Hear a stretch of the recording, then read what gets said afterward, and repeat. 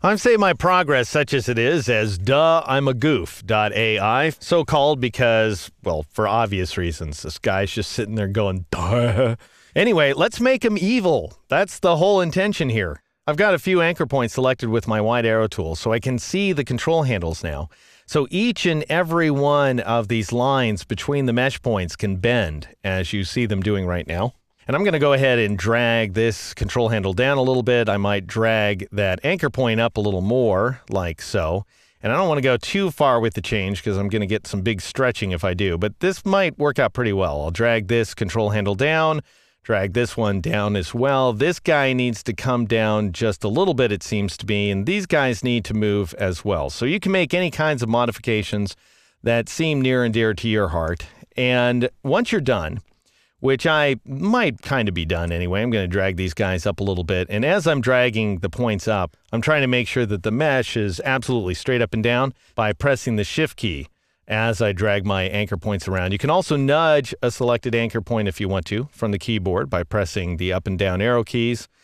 And I've got a little bit of a weird pinch over on this side of the guy, so I'm going to have to drag this control handle in order to get sort of a straighter effect there. I could take these edges up a little bit as well if I wanted to in order to scrunch up into his face so that we're lifting the cheekbones just a little bit. And then, of course, I'm going to lift the eyes because he's got to have sort of an evil appearance going up here. So his eyes need to slant down, and it needs to slant downward on the right-hand side more than it does on the left-hand side, like this. And then I'm going to drag this control handle like so, grab this anchor point and drag its control handles as well. Maybe nudge that anchor point down just a little bit to compensate so that his eyes are more or less symmetrical.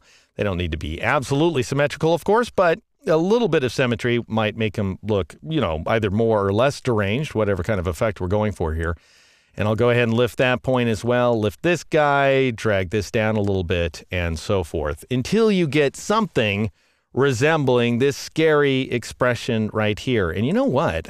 I just want to fool around with something here. I'm going to grab these 2 points and drag them out a little bit and see what that looks like. And unfortunately, that gives him a bulbous neck, so I don't really like that. It's nice that it brings the mouth out, but bulbous neck, no, not so much. Not going for that one.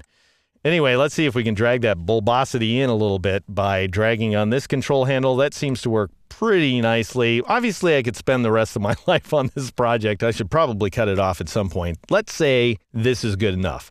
I'll switch back to the black arrow tool, and I'll just click on some portion of the mesh to select the entire thing. And now let's go ahead and render out the effect so we regain access to the original path outlines, because we can go to the contents here. You can click on Edit Contents, and that will take you to the original path outlines that are not modified. So currently we have a kind of dynamic effect going on here. What I want, however, is static path outlines. So I'm going to switch back to editing the envelope, and then I'll go up to the object menu and I'll choose Expand Appearance. And that will go ahead and render those path outlines back out. Now, you may wonder, as you look at this, why, in addition to these many anchor points that Illustrator has decided to throw at the artwork, why we have a big rectangle around everything. Well, that big rectangle, if I go ahead and click off the shape for a moment and then click on the rectangle, or actually what I'll have to do is grab my white arrow tool, and I will Alt drag or Option drag around that area to select the rectangle independently of everything else.